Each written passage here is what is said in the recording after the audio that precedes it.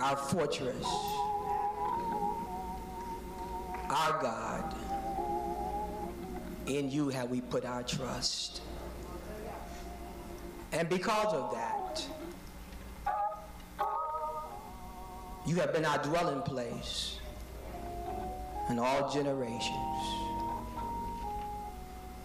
Before the mountains were brought forth into existence, or even the world was, from everlasting to everlasting, thou art God. And because you are God, you said in your word that your thoughts are not our thoughts, and your ways are not our ways. As the heaven is high above the earth, so are your ways and your thoughts higher than ours. And so though we may not understand all that has transpired, your thoughts are not our thoughts. Your understanding is not our understanding. And all we can do tonight is put our trust in you, that you are sovereign and you're in control. And so tonight, with that knowledge, we thank you for allowing us to have that faith in you, to know that when the storms of life are raging, you're able to stand by us. And so now would you just, as we lift up all of the families that has been touched by this tragedy, and even a special prayer for Tia Coleman, the survivor of all this tragedy. In the days ahead, Lord, when the cameras have been taken down, attorneys have stopped calling, friends have shut their voicemail off. In those days, God, that all voices have been hushed and silenced, we pray tonight for her sanity. We pray tonight that you would keep her, God. Be Isaiah chapter 26:3 unto her. For thou wilt keep her in perfect peace. All minds are stayed on you. So tonight, don't let this family, don't let Tia in particular, don't let her lose her mind. Keep her in the right mind. And we thank you tonight that the supernatural is able to do above and beyond whatever we ask or think. So tonight, would you touch Tia in a special way? And Lord, don't forget Barbara Ann, who hold her up. Don't forget her sisters and her brothers. Encourage them. Thank you for their support. Thank you that you're faithful. And when it's yours to call, ours to answer. God, may we be found faithful at the end of the day. It's in the mighty, the marvelous, and the magnificent name of Jesus. Every heart said amen.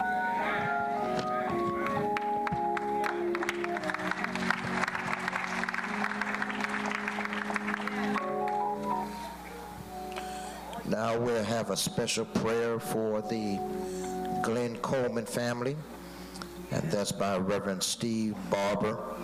After that, we'll have an A and B selection from the Mount Olive Missionary Baptist Church Sanctuary Choir. Amen, Reverend Barber.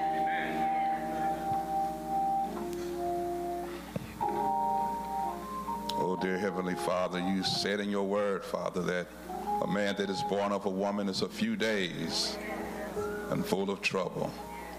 But God, you have declared that you would never leave us nor forsake us, that you will be with us always, even until the end of the world. Lord, we know that we can do nothing without you, Lord, that we are completely dependent upon you. Lord God, in this day and this hour, oh God, we need you, oh God, in the mighty way. Oh Father, we pray, oh God, for the comfort of the family, oh God. we ask you, oh God, to look upon them, oh God, in the mighty way with a hand of comfort, Lord God. Oh, Father, you know every tear that has been cried. You know the heavy hearts, Lord God. Only you can comfort it, Lord God. Oh, we as men, Father, we try to find words to say to comfort them, Lord, but Father, it's only you that can do that job. And Father, we need you to come by, Lord God, right now, oh Lord. Oh, Father, we lift up our eyes to the hills from which cometh our help. For we know that our help comes from you, oh God. We can't do it without you, Lord. Oh, Father, you declared in your word, hallelujah, that the God of all grace that have called us into your eternal glory said after that we have suffered a while, you said that you would establish us, Lord God. You would strengthen us and settle us. Lord God, you would keep us, oh God. Father, we just ask you right now, Lord God, to bless the Glenn Coleman family, Lord God, to remember his wife in a mighty way, Lord God, in the name of Jesus, Father. Lord God, I plead the blood of Jesus over her right now, Lord God, as a covering. Lord God, that you would keep her, oh God, through this time. Lord God, we know that you make no mistakes, that the judge of this earth would do right. And Lord God, we just stand, oh God, on your word, Father, for we know that the word of the Lord is right, and all of your works are done in truth, oh God. And Lord God, we just come to give you praise, hallelujah. Oh God, for you said, oh God, that we should give you praise in all things, oh God. Hallelujah. Lord God, we just lift you up, oh God, right now, Father. For we know that the enemy, that he comes to kill and to steal and to destroy. But Lord God, he can't steal your praise on this day. For we come to praise you, Lord. We come to give you glory. We come to give you honor, oh God, in this time. Hallelujah. And if you love the Lord and you know that he's good, put your hands together all around the sanctuary and bless him. Give him glory. Give him praise. Hallelujah. Give him the honor that he deserves. Hallelujah. For he is still a good God. Hallelujah. And we thank you, Lord. Hallelujah. And we praise you, Lord. Keep your hands and your arms around this family, Lord. And we ask all these things in Jesus' name. Let all the people say amen. Amen.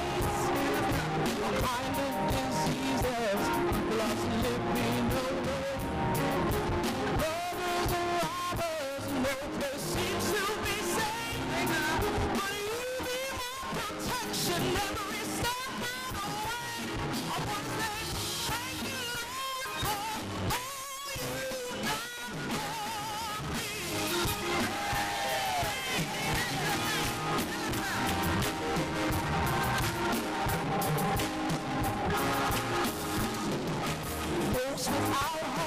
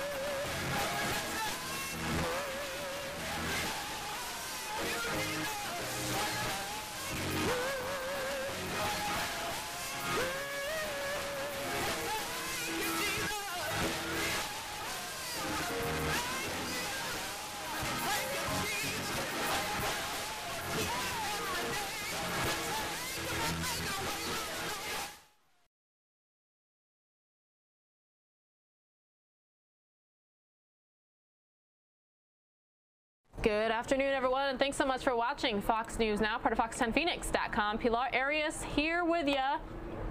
Appreciate your patience and understanding while we've dealt with a little bit of technical difficulties today. We're hoping everything is back up to normal. How has your first day of the week been? Let us know. And the audio coming from that duck boat vigil in Indianapolis is not the best either. So, gonna be moving on to other things. I have a House of Representatives Committee on Rules going to be talking about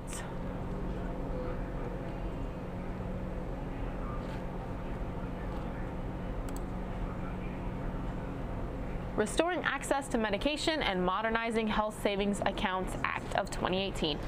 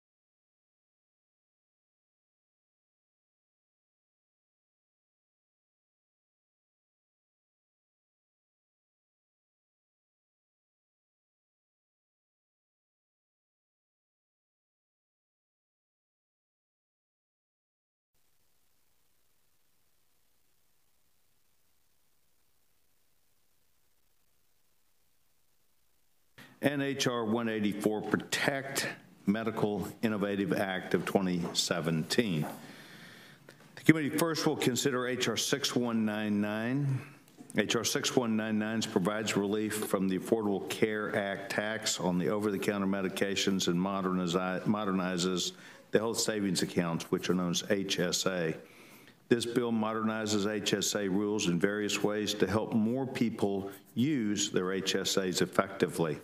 The bill allows HSA-eligible plans to offer certain amounts of first-dollar coverage, flexibility, and allows coverage for certain services from a retail or on-site clinic that provides and also includes direct primary care arrangements. Next, we will consider H.R. 6311. H.R. 6311 expands the utility and use of tax-preferred health accounts to help individuals plan and save for their health care needs. It changes certain rules for HSAs to allow more people to qualify to contribute to an account. Also increases the amount that can be saved tax-free for health care. As Republicans continue their efforts to reverse Obamacare's damage, policies of this bill will help lower premiums and increase choices for the American people. Last, we will consider H.R. 184.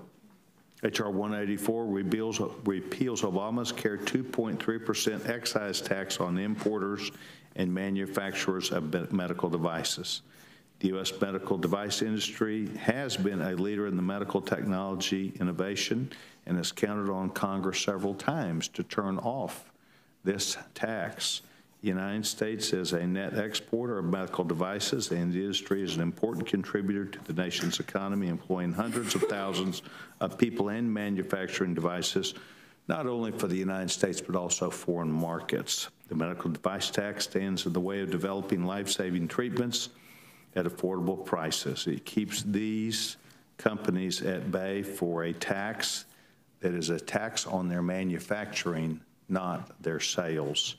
Repealing the tax will result in greater investments in medical cures and hopefully help lower health care costs, with the ultimate goal to saving lives so that America may have the greatest health care system in the world. I'm delighted there three witnesses are here. Before we move to our witnesses, and let me state at this time, without objection, any of our witnesses that appear today, without objection, will be able to enter the record those items which they brought for the purpose of either in written or attachments to that. Before we go any further, we want to go to the ranking member, distinguished gentleman from Massachusetts, for any opening statement the gentleman would like to make. The gentleman's recognized. Thank you, Mr. Chairman. I want to welcome our witnesses. I also want to take a moment to acknowledge some of my summer interns who have served with great distinction this summer. Emma Allenbach from UMass Amherst. I think Rob Saylor, did I introduce? Yeah, he's also from UMass. Rob Saylor, also from UMass Amherst, and Alex Chilter from Clark University. So we've been blessed by some real talented people this summer, and so I wanted to acknowledge them. Mr. Chairman, let me just say that the measures before us do nothing to address the Republican sabotage of our healthcare system. Republicans passed a $2 trillion tax scam that depleted the Medicare trust fund. You cut 3 years off its life, and you raised insurance premiums 15% by zeroing out provisions to stabilize the insurance market. The Trump administration has targeted coverage for pre-existing conditions. They moved to allow insurance companies to offer policies that discriminate against people with pre-existing conditions. That includes things like cancer, diabetes, even opiate addiction. The Department of Justice has even said that it will not defend pre-existing condition coverage in court. I mean, it's unbelievable. And we're still waiting for the president's plan to lower prescription drug costs. He promised a proposal that has yet to materialize while Americans deal with the surging drug costs. It is malpractice for this House to be considering something on health care that fails to address the chaos that you and the president have caused. These bills aren't even paid for. They would add between $70 and $95 billion to our deficit. And for what? The bills on health savings accounts would help the same people you prioritize with your tax scam, the wealthiest Americans. Working people don't have the extra income for a health savings account. More than 44% of Americans can't even afford a $400 emergency right now. And the medical device tax doesn't even kick in until 2020. This isn't urgent. Addressing matters like gun violence, protecting the dreamers, and reversing your sabotage of our health markets are. Apparently, you're fine continuing to ignore the most pressing issues that we face. You're in charge for now, so you can prioritize these bills designed to help the wealthy and corporate special interests instead. But I want to make clear today that I'm not okay with that, Mr. Chairman. I don't think it's right for this Congress to continue ignoring our urgent problems. And judging from the approval rating of this Republican Congress, I think the American people are fed up too. I just make that opening statement because it is frustrating for many of us who believe we ought to be expanding health care protections for people, not taking them away, to see what is happening in this House. Again, I say that I respect the three individuals who are here today. I'm sorry to see Ms. Jenkins not coming back next year. She and I both co-chair the House Hunger Caucus, and I admire her commitment to helping the most vulnerable. And Mr. Levin, who's a legend, will not be coming back, and I'm sad about that as well. But I am also sad that we're dealing with this legislation when there is so much else that is pressing that we ought to be dealing with. So with that, I yield back my time. Thank you very much. By the way, the gentleman could make sure he reads the bill, the world's greatest health care plan that fixes all of those things. The gentleman has voted for it at least one time here at the Rules Committee. I tried to offer it, but I couldn't get you to vote for it. Well, but how about again? So well, I'll offer it. I would love to make it an order on the floor. We could have that full debate. So if you'd like, I can offer that as an amendment. Good. I'd love to have you be on the bill, and it'd be an opportunity to, but I'll take you up on what you just said. All right. And maybe I can convince you to vote to make it an order. There you go. All right. That might happen. I'll try. Once again, I would like all of our witnesses to know that the gentleman, Mr. Montgomery, and I sincerely like each other. We disagree on policy, but we just found what we agreed on, and that is the world's greatest health care plan. And so it's up to me to see if I can pull that off. Not up to him, it's up to me. I would like to acknowledge we have, I have two interns, really three that are here at the Rules Committee, but two that are visiting us today. Molly Nelson from Dallas, Texas, rising senior at Colgate University, majoring in classical studies. Molly, welcome. And Alex Mace from Dallas, Texas, rising junior at University of North Texas, majoring in political science. And I'm delighted that they are with us again today. Yes, sir. And I didn't notice another one of our interns behind me, Sadala Farah from the University of Michigan, who's with us here today. So Big Blue. yeah. Anyway, thank you. Big Blue. Wow. Well, he's sitting back there. Jim acknowledged him. So welcome. We're delighted that you're with us, and each of you from Dallas, Texas, we're delighted to have you also. Okay, so here we go. We're going to have an opportunity. I think we said we were going to go to 6199 first. So, Ms. Jenkins, is that you? Yes, thank you. That is. The Chairman. distinguished gentlewoman is recognized. Thank you, Mr. Chairman. Thank you, Ranking Member McGovern and distinguished members of the Rules Committee. We appreciate the opportunity to testify on these really important bills. Mr. Chairman, each bill under consideration today is an important part of our ongoing effort to lower health care costs and expand patient choice. The Republican vision for health care has always been one that empowers families to make their own decisions and puts patients instead of the government in charge. That principle necessitates expanding access to consumer-driven health care by allowing individuals and families to control their health care spending. We can unleash the powers of choice and competition to lower costs and improve quality. That's why the bills before you today modernize and improve health savings accounts. Lowering healthcare costs starts with simple things like halting some of the negative consequences from the Affordable Care Act tax increases. These tax increases were imposed to pay for some of the ACA's new entitlement spending, but they've caused significant increases in healthcare costs. Several provisions in these bills you're considering today delay or repeal some of the law's most egregious taxes. All of these bills have cleared the Ways and Means Committee and with minor modifications have been combined together for the floor. In H.R. 6311, there are policies that expand the utility of tax-referred health accounts to help individual plans and others save for their health care needs. The bill allows both spouses to make catch-up contributions into the same HSA, something that's not allowed today. It creates a reasonable grace period, 60 days, between the time of coverage through an HSA-eligible plan and the establishment of an HSA for the purpose of reimbursement for medical expenses. It nearly doubles the amount that HSA-eligible individuals can contribute to their HSAs, helping Americans save more to pay for their ever-increasing health care expenses.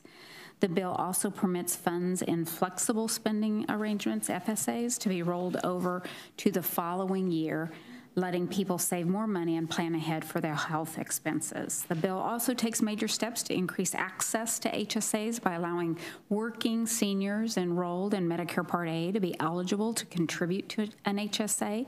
It gives all enrollees in catastrophic and bronze plans, the Obamacare plans with $6,000 of average deductibles, access to an HSA so that they can save pre-tax for their out-of-pocket cost. Furthermore, it removes Obamacare's restriction on who can purchase the lowest premium catastrophic plan, opening them up to everyone. And lastly, H.R. 6311 delays Obamacare's health insurer tax for an additional 2 years, which would otherwise increase the cost of insurance premiums through a nearly $27 billion excise tax for 2020 and 2021 collectively. CBO has previously estimated this tax increases premiums up to 2.5%. This will maintain the premium reduction from the bipartisan 2019 delay and give insurers and small businesses more certainty. The second bill, H.R. 6199, modernizes HSA rules in various ways to help more people access HSAs. The bill allows HSA-eligible plans to offer a certain amount of first dollar coverage in their plan design without losing their HSA eligibility. This means HSA plans can offer telehealth services or primary care appointments without a deductible. The bill allows coverage for certain medical services from retail or on-site clinic and direct primary care arrangements with HSA plans. It also permits contributions to an HSA if their spouse has a health FSA, which is prohibited today. Another common sense provision in the bill allows rollovers from other tax-advantaged health accounts to be used to fund HSAs. In addition, 6199 fully repeals Obamacare's nonsensical prohibition on using tax-advantaged health accounts to purchase over-the-counter medicines. This Obamacare tax increased healthcare costs and burdens on doctors and patients. Over-the-counter medications are often the frontline treatment for many common illnesses and for the maintenance of chronic disease. I've personally worked on this provision to restore access to the Medication Act since 2011, and I'm glad to see that it is in this underlying package. This bill also adds menstrual products and certain qualified physical activities to the list of eligible items that can be paid for with tax-advantaged dollars, offsetting a portion of their cost. And third and lastly, the H.R. 184 repeals Obamacare's 2.3% excise tax on importers and manufacturers of medical devices. Repealing this tax will help protect American workers and reverse Obamacare's stifling impact on that industry. Again, thank you for allowing me to testify on behalf of these three bills that will lower health care costs and help more people save for their health expenses. And with that, Mr. Chairman, I yield back. Thank you very much. Eric, do you want to go next and allowing you to lay out the Republican plans, then Mr. Levin will be able to respond back accordingly, I assume, to all three. Distinguished gentleman from Minnesota's recognized. Sounds good. Thank you, Mr. Chairman. Chairman Sessions and Ranking Member McGovern and the rest of the committee members, thank you for giving me the opportunity also to testify on H.R. 184, the Protect Medical Innovation Act, which will repeal the medical device tax and help patients and the companies that create life-saving and life-improving medical devices. Now, I think, Mr. Chairman, we all know that the medical device industry is truly an American success story. It employs hundreds of thousands of people across the country. In Minnesota alone, more than 35,000 people are employed in this sector. And most medical device companies are small businesses. In fact, 80% of them have fewer than 50 employees. 93% of them have fewer than 500 employees. And all of the employees at these companies earn higher than average salaries. We are a net exporter from the United States, one of the few areas where we are a net exporter actually in this industry. And so when the tax went into effect, Mr. Chairman, it was a job killer. We immediately saw the loss of jobs in our economy, up to about 29,000 according to some estimates. And that's because it is an excise tax. It's not a tax on your profits. It was designed as a 2.3% excise tax on your sales. And the reason this is urgent now to move forward is the tax is impacting the financing for new startups. And these are doctors, engineers, entrepreneurs who come up with an idea in the garage or in the backyard for a new life-saving and life-improving technology. But it is hard for them to raise capital when these industries already take 8 to 10 years to become profitable in the first place. So we have raised the bar or the hurdle for them to exist or to become profitable. Several times in a bipartisan manner, we have voted to suspend this tax in the past on tax on innovation, and we quickly saw the effects of the industry being able to rebound. But we have to provide certainty and predictability if we're going to make sure this industry is going to be thriving in the future. And the good news is both Republicans and Democrats recognize this is a bad policy. The medical device tax is a bad policy that should be repealed. In fact, the bill that we have before us has had 277 co-sponsors, 44 Democrats. Strong recognition bipartisanly that this tax should be repealed. So permanently repealing the medical device tax will make sure we can continue to spur growth in this sector, in innovation, and make sure that Americans have access to life-saving and life-improving technologies. And with that, Mr. Chairman, I will yield back. Sir, thank you very much. Mr. Levin, welcome to the Rules Committee again. We're delighted that you're here. You and I both know that you represent not just the Ways and Means Committee, but also an important district in Michigan, your viewpoint and your experience, and we're delighted that you're here. Gentleman's recognized. Thank you. Thank you. I'm glad to be here. I appreciate the chance to testify. Mr. Chairman, you are considering rules. I get you a little bit close. Is that turned on? Okay, good. Thank you. Thank you, Judge. Chairman, you're considering rules for 3 bills that generally address the tax treatment and permissible use of health savings and the medical device excise tax that has already been postponed until 2020.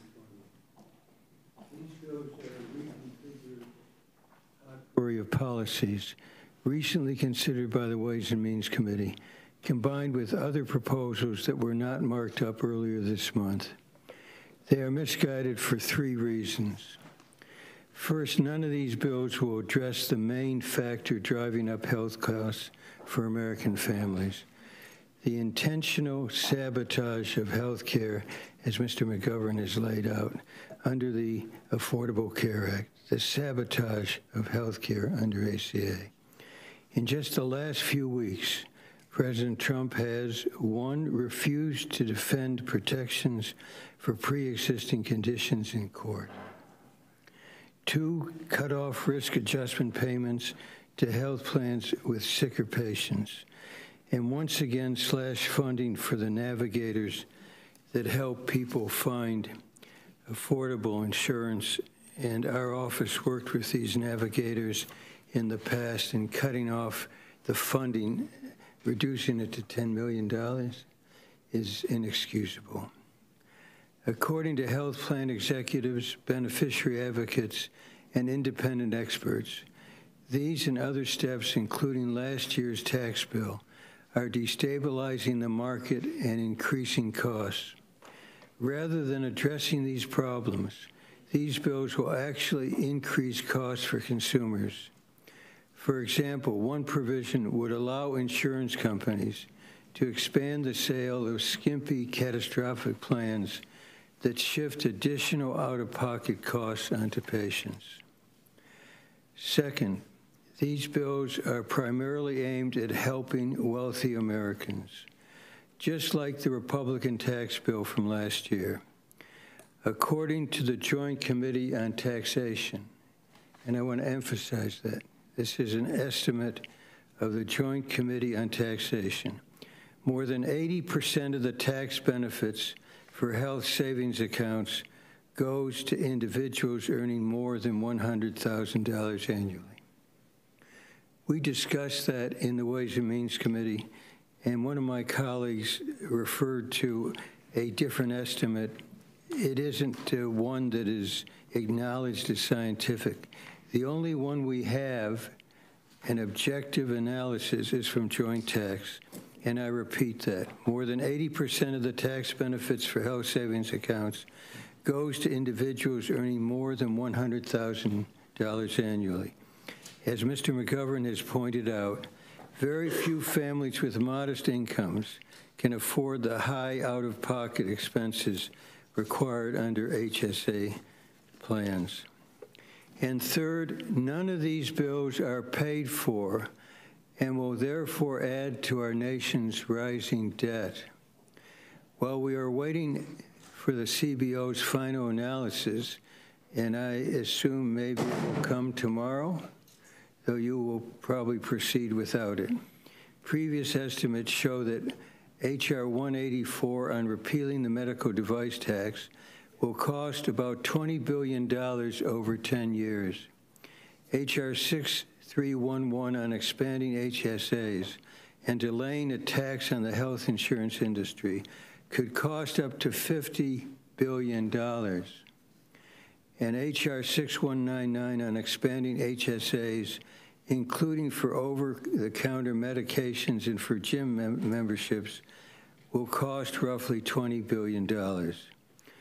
So when you add these up, the result likely is up to $90 billion being added to our nation's debt, increasing pressure to cut vital programs like Medicare and Medicaid. I asked Chairman Brady at the Ways and Means markup, will you pay for these bills?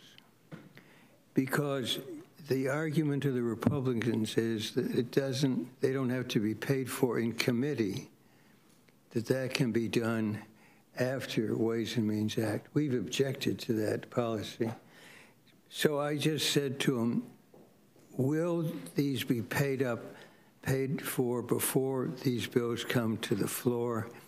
And as indicated in the releases on it, he said categorically, no. No. let me just mention what I think is really at work here. And I do so only because I think it's important for the public to understand what's really at play here. Because these bills, most likely, even if they're passed by the House, will never see the light of day this year. So what's going on here? So I quote from an article in The Hill of the 19th of July. The bills on the House floor, and I'm just quoting from this article, next week, could give victories to the bill sponsors who are also vulnerable in November. Representative Peter Roscom, Republican of Illinois, a subcommittee chairman on Ways and Means, who is facing a tough re-election in the suburban Chicago district, is sponsoring several of the bills on expanding health savings account. And my distinguished colleague who's here, and distinguished he is, Representative Eric Paulson, Republican of Minnesota, who also faces a tough race in suburban Minneapolis, could get a boost from a passage of a bill he's championing repealing the medical device tax. But overall, the measures slated for consideration are minor and won't make a major dent in premiums, according to Joe Antos, a health care expert at the right-leaning American Enterprise Institute. In quotes, they're all little adjustments. They're really not much to them, he said, while noting that the bills could prove valuable politically by generating good headlines. After last year's repeal failure, he said, and this is a quote, "This characterizes what Republicans will even be able to consider in health policy for the rest of the year." So what we're doing here is bringing up bills that will not become law in all likelihood, that dramatically will increase the deficit, dramatically. And that in terms of the health savings accounts will benefit a small minority of people, many of whom have already received advantages through your legislation. So I come here, it's kind of sad that this is what we're doing at this time of year when there are so many issues that should be considered. So many health, the chairman of the committee said that they might try to act on the action of the administration regarding risk adjustment payments. But where's the legislation? Where is it? And then the navigators, it's just unfathomable.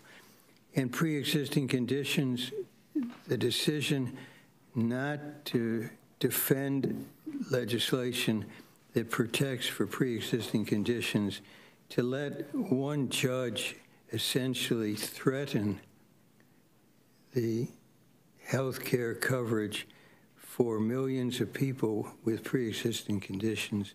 That's what we should be talking about here today.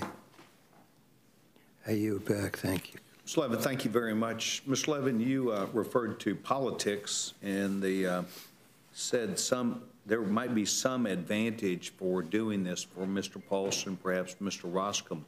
Do you think that that would be because people agreed with it or because people disagreed with it, that it would be some advantage?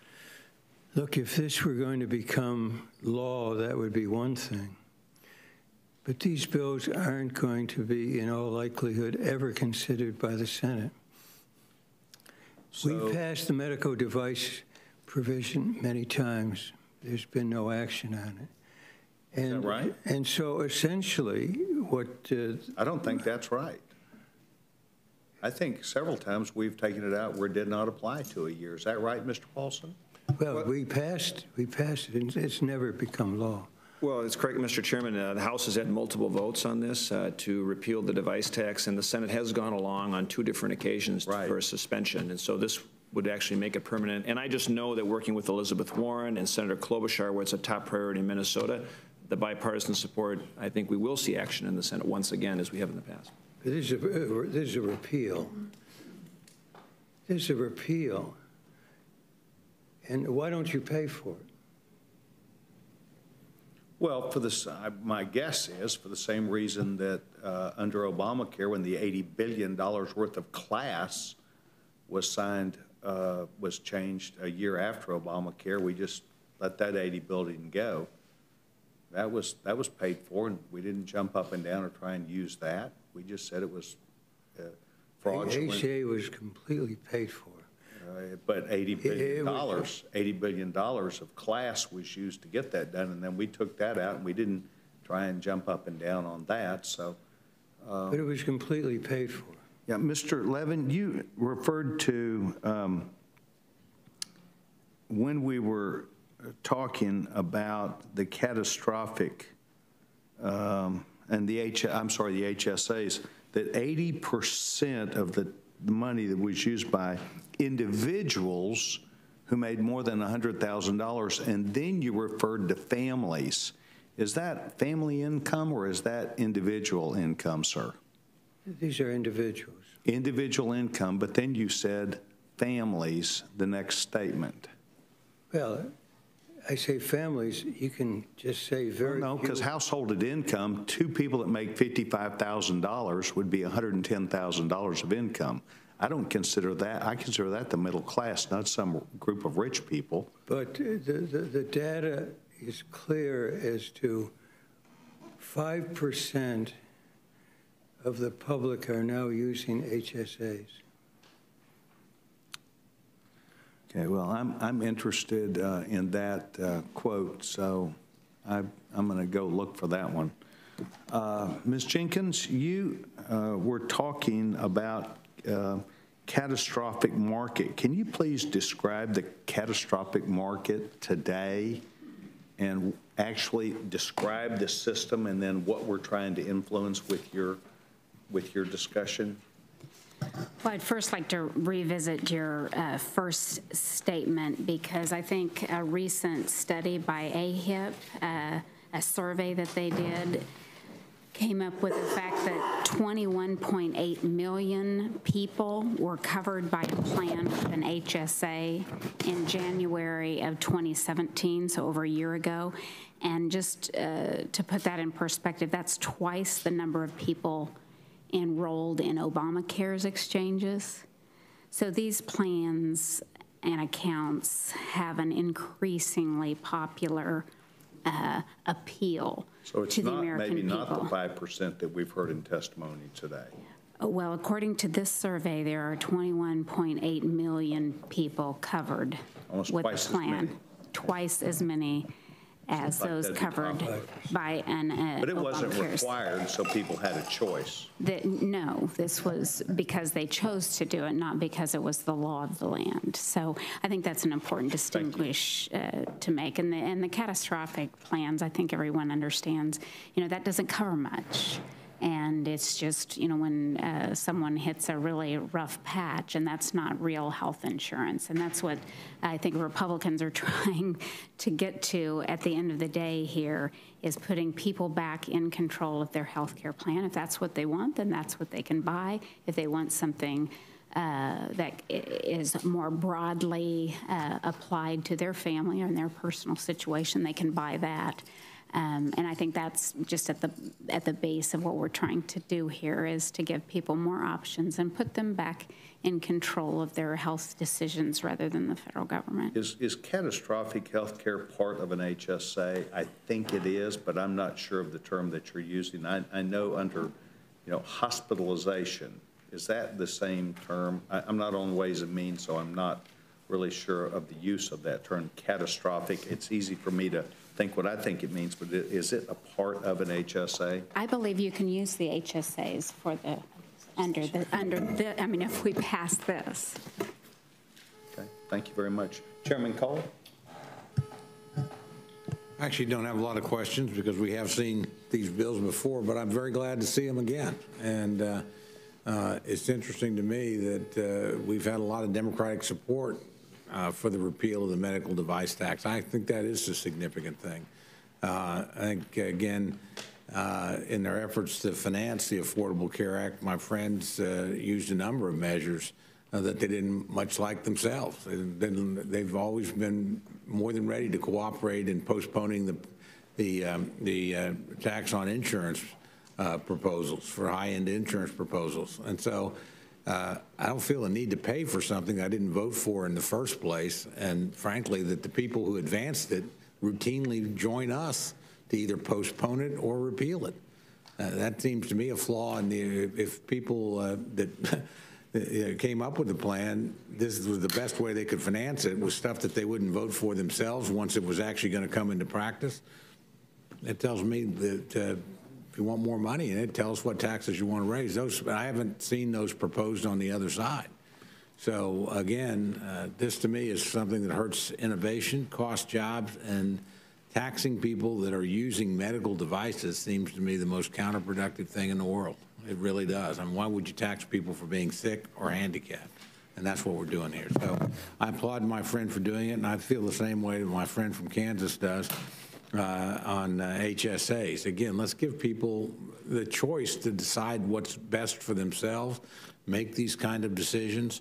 You know, I think that's one of in my view, one of the most egregious faults of the ACA is it takes away decision-making from a lot of people for what they think it works for them. It's helped some people. There's no question about that. I'm the first to acknowledge it's helped millions of people.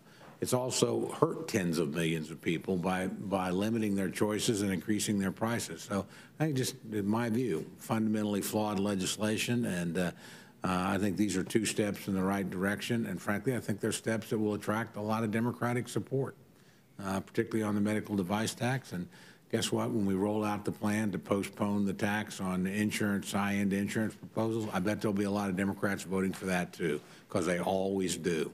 So again, if they want to finance a program with mechanisms that they themselves don't want to enforce, I think it's kind of hypocritical then to ask Republicans to support them. So with that, I yield back. Chairman Cole, thank you very much. Gentleman from Massachusetts. Yeah, well, let me just, I don't really have any questions.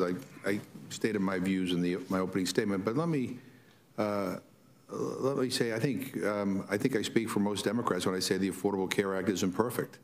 We've all been for working together to try to improve it and to expand benefits and to strengthen benefits and strengthen protections, because we believe health care ought to be viewed as a right in this country for everybody. And that's not the way it's been. And the Affordable Care Act ensured that millions of more people got health care protection. It's one of the reasons why you guys are having such a difficult time repealing it. I mean, you control the House, the Senate, and the White House, people turned out en masse protesting, all of you, when you tried to repeal it. I think you look at what happened in Virginia. This was at the state level. You know, the massive turnaround in terms of the vote away from Republicans to Democrats was all on the issue of health care. You know, people want to make sure that they have health care and that it's reliable and that it's real. I mean, maybe there's a fundamental philosophical difference about whether or not, you know, health care ought to be a right or not. We believe it ought to be a right. It's not perfect. I'm happy to revisit the medical device tax. I wish it was paid for. You know, and if we were truly interested in strengthening health care in this country, we'll be coming together to try to find pay-fors. But that's not what this is about. I mean, you know, and many of my Republican friends have said this publicly, you know, that they want to go after, they can't repeal the Affordable Care Act outright. They want to see if they could chip away at it and have it die the death of 1,000 cuts. I get it. You know, there's a difference. But we want to strengthen health care in this country. We want to expand health care protections. We want people to have the very best, not just the Donald Trumps of the world who have a lot of money, but everybody ought to have access to good quality, affordable health care. So again, I appreciate everybody being here. I regret that we're dealing with these bills that, again, continue the attack against the Affordable Care Act. You know,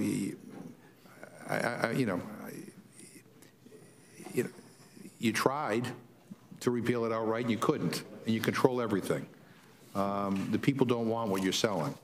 With that, I yield back my time. Gentleman yields back his time. Thank you very much. Distinguished gentleman from Louisville, Texas, Dr. Burgess. Thank you, Mr. Chairman. And I have a feeling I'm going to get the opportunity to talk about this a lot for two rules on the floor, so that I'm grateful for that opportunity. But Mr. Levin, let me just ask you, since you're here and you made this statement, I wrote it down. You said the average person can't afford the high out-of-pocket costs of health savings accounts.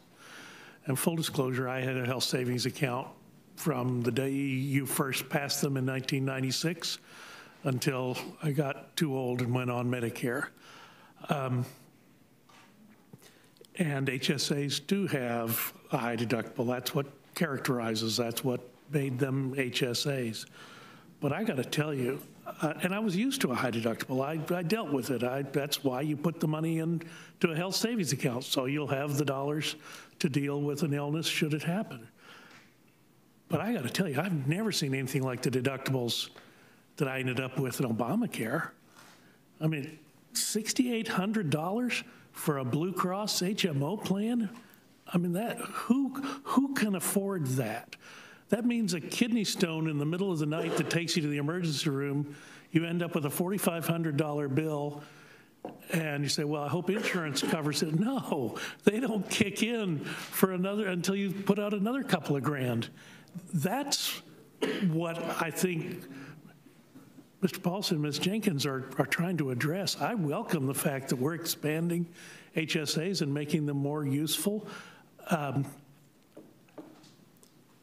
There's no question that philosophically we disagree about the effects of the Affordable Care Act. I think it made health care more unaffordable for more people. That's certainly what I hear about when I go home.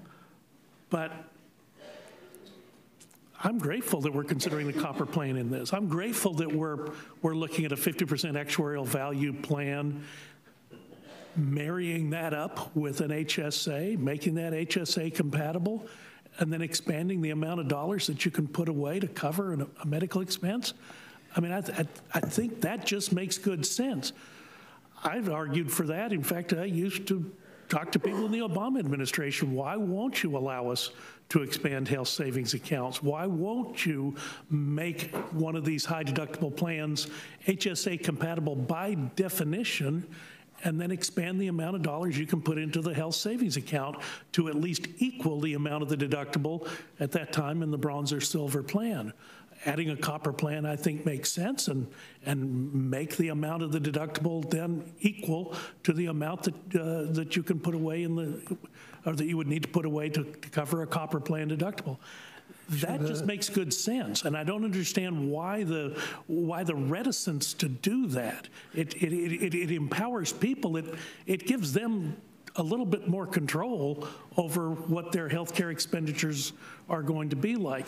Look, when I bought an HSA back in 1996 and 1997, the reason I bought it was because HMOs had made big inroads into the market and where I lived. And I really disliked the fact that a utilization review committee somewhere could tell me whether or not I could have a procedure done or a test done. I wanted to be able to spend my money for my health care. I thought that made sense, to see the doctor that I wanted and to be able to pay the bill for the doctor that I wanted to see. That's the reason I got involved in an HSA. But if anything, they are more necessary after the passage of the Affordable Care Act and these devastatingly high deductibles that people are faced with now. Mr. McGovern mentioned that some people can't even cover a $400 flat tire. How are they going to cover a $6,800 deductible for their emergency room bill? So let me respond. I mean, you'll be on the floor and we'll debate this. The problem with the way you're going is... Actually, technically, just reclaiming my time for a moment, we won't debate this. I'll be down there for the rules, so I'll be debating Mr. McGovern or Mr. Hastings. You'll be debating for the Ways and Means Committee, but since I'm on the Energy and Commerce Committee, you and I actually won't get the pleasure of debating tomorrow on the floor. That's why I wanted you to hear my argument today. He can participate in the rule debate if he wants. Sure can. And complain about the closed rule that we're going to probably get. And this subject will be debated during the rule, I'm sure. And the answer is that the way you're going with expansion of HSAs, the way you're going is there will be increases in premiums, and already you're worried, and rightfully so, about the premium increases that have occurred, and the announcements are going to be made in October. And right now, I think legitimately, more of the public blames the Republican Party for the increases in premiums than Democrats. And the reason is because you have conducted yourself in ways that have increased premiums. Just reclaim my time for a moment, and this is a much longer debate.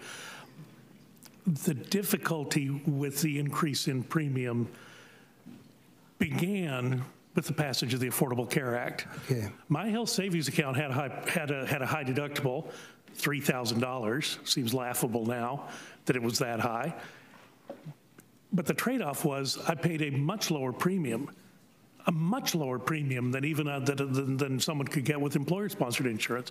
And the idea was that I'm going to be a much more wise consumer with the expenditure of healthcare dollars, and that's why those plans were able to be sold and marketed and apparently did fairly well until the passage of the Affordable Care Act. So the Affordable Care Act took the concept of the high deductible and extrapolated it to everyone. Well, but my premium didn't go down. My premium tripled with that high deductible. That's what's got people in just a lather over the problem.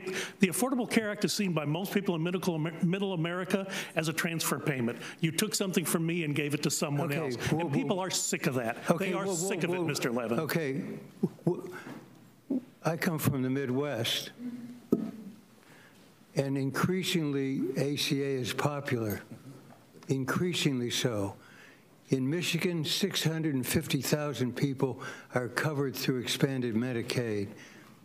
650,000 with a Republican governor. And so also in terms of premiums, talk to Blue Cross of Michigan, and they'll tell you that a good portion of the increase in premiums is because of actions that this administration has taken, including the most recent ones. You're essentially taking steps, whether it's in the courts or otherwise, that result in increased premiums. And that's why more and more people are blaming you. No, Mr. Levin, let me correct you there. They are blaming both of us, and rightly so. No, look, we would be glad to sit down with you. We would have been glad long ago to sit down and reclaiming my time for a moment. Mr. Levin, I brought 18 amendments to this Rules Committee when this Rules Committee passed the rule for the Affordable Care Act, and none of them were made in order because you took a bill that passed the Senate by a bare margin and rammed it in over here through the House side. I mean, that's history. There were lots of amendments proposed in the Senate by Republicans that were carried, that were incorporated. The problem, as a member of the Ways and Means Committee, I can tell you firsthand, and I chaired the committee when the bill became law, there was no willingness of the Republicans to sit down and really try to work something out. The basic approach of the Republicans reclaiming my time, we should rejoice today because now members of the Ways and Means Committee have brought to us a solution for the problems that people are experiencing in the Affordable Care Act. And I think we should welcome that. Pay for it. Pay for it. That used to be a premise of the Republican Party. Pay for it. But just pay for it. Again, reclaiming my time. When I had a health savings account, I was paying for it. That was the whole idea. Okay, it was my money, and I spent it as I saw fit. Pay for the expansion of them. Pay for it. Pay for it. This is $90 billion worth. $90 billion. And who's going to benefit from this? Who's going to benefit from this? People who have been hurt by the passage of the Affordable Care Act. Okay, well, I think you're wrong. But I look the good news is we get to see who is or is not correct on this. Okay, we look forward to that. Thank you, Mr. Chairman. Thank you for letting us have this back and forth. Thank you for the opportunity, and thank you to Mr. Paulson And Ms. Jenkins, I echo what Mr. McGovern said. We will miss you when you're no longer pushing great policy through the Ways and Means Committee. We'll see about Mr. Pauls. Gentleman yields back his time. Thank you very much. Distinguished gentleman from Florida, Judge Hastings. Thank you very much, yes, sir. Mr. Chairman. Ms. Jenkins, how do you all handle the pressing matter of pre-existing conditions? What happens here with people with pre-existing conditions? Yeah, there's nothing in here that would change that. And just on this previous discussion, there's nothing in these bills that would increase premiums either. I'll have an opportunity tomorrow as well to speak to this, but I'm furthering my questioning of you, Ms. Jenkins. The health savings accounts, seemingly at least a large percentage of them benefit people that make more than $100,000 a year. If you look at the statistics in the for whatever it's worth category, only about 5% of people that make under $100,000 were able to afford to have a health savings account. How do you all address that particular matter? Well, we've already had this debate maybe before you came in. The statistics are a little bit different than that. About almost 30% of the people that can use these make less than $57,000, I think. Is that about right? And then about 71% of the people make under $200,000. Again, on a joint return, that's a whole lot of people that are, in my district, considered working class people that are taking advantage of it. And so what we're just trying to do is give people more options. Obviously we still have the subsidies for people who are unable to pay for that. This just helps working class families. I see. Well, Mr. Hastings, yes. I think there was debate about this in the committee, but I just repeat, according to the data we have that's reliable, 5% of the people with income under 100,000 have HSAs. That's what I It's thought. 5%. Yeah, and therein lies a large part of the problem. And I think what my friend from Texas, Mr. Burgess, ignores that all of this began with 42 million people in the United States of America having no insurance. And I don't think, with all of the hammering that has gone on of the Affordable Health Care Act, I don't think that statistic has improved. As a matter of fact, I rather suspect that there are more people now that don't have health insurance, however you attribute it. And that's what's troubling to me. I think we have a responsibility to each other, and especially to the most vulnerable in our society, to be able to do something about being able to have health care. Now, realistically, what winds up happening is people get sick and they go to the emergency room, and the taxpayers in the congressional, in the particular area that they live, wind up picking up the tab. And that just isn't right. We should be a much better nation than that. And for my friend, I was here when Dr. Burgess brought the 18 amendments that weren't made in order. But I promise you there aren't going to be any amendments made in order today either. So even though you have a Republican amendment that's at least in the summary, I don't expect that it's going to be admitted. I do want to, I know Mr. Levin is here and has covered it, but Mr. Neal could not be here. So aside from just offering under the rule of the chair the opportunity for unanimous consent, I want to read Mr. Neal's statement. He said, "Good evening, Chairman Sessions and Ranking Member McGovern. I thank you for holding this Rules Committee meeting. However, I do know that the Republican Party can't even put together a transparent process for a comprehensive health proposal that can withstand scrutiny in the light of day. Instead, we get these sham tax cuts, just wealth care over health care.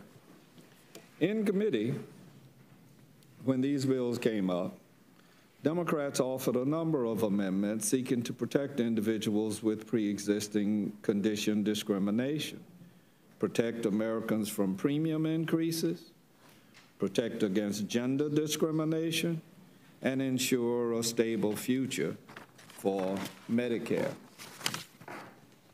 These Democratic amendments were all rejected along party lines. Republicans could have chosen to protect consumers by adopting these amendments, but did not.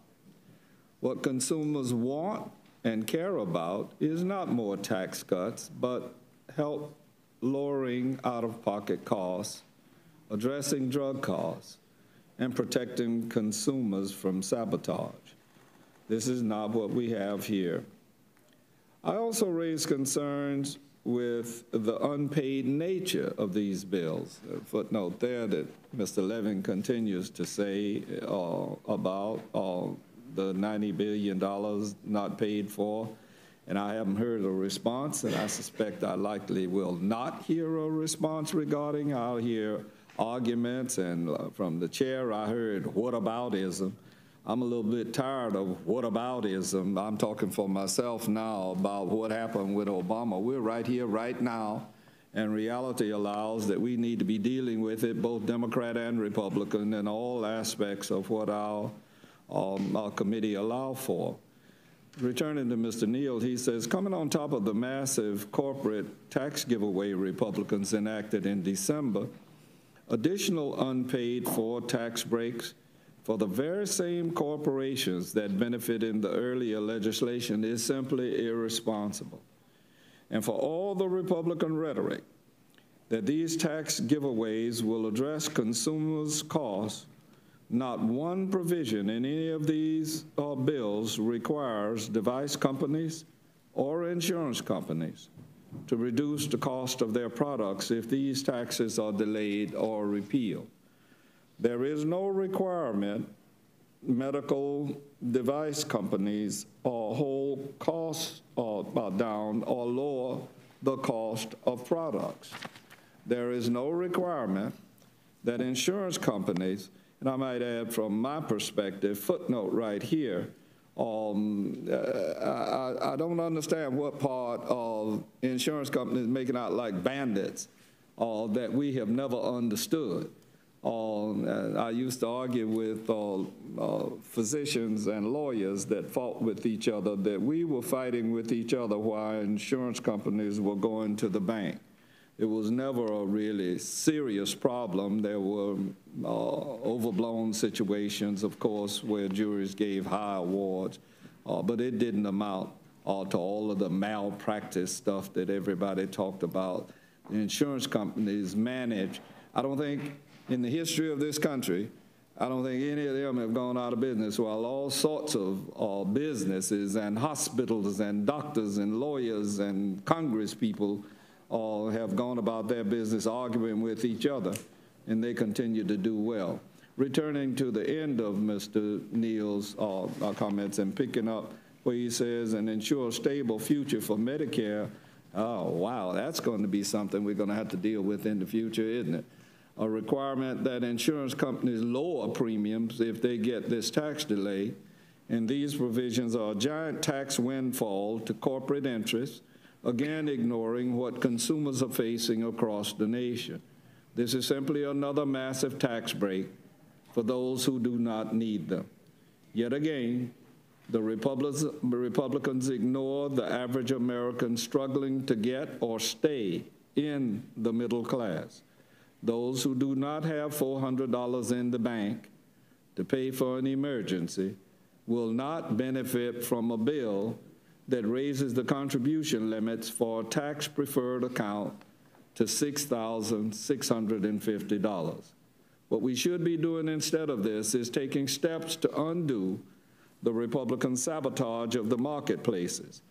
For example, H.R. 5155, which I introduced, meaning Mr. Neal, with Ranking Member Pallone, would stop the sale of junk plans and invest in the education and outreach and shore up provisions that keep insurance affordable for families. Chairman Sessions and Ranking Member McGovern, in conclusion, I object to the bills and the process. And with that, Mr. Chairman, I yield back the balance of my time. Mr. Hastings.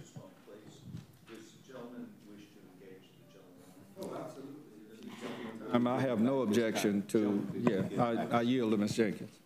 Thank you. I just wanted to correct my statement. The $57,000 is the median income of folks that have HSAs. I think I misspoke earlier. I just wanted to correct that record. And, you know, I just hope everyone understands here there are differing views on the way to solve the healthcare crisis in America. Certainly, folks on one side of the aisle have an idea, folks on the other side of the aisle, but we're here today with a package of bills that were all bipartisan.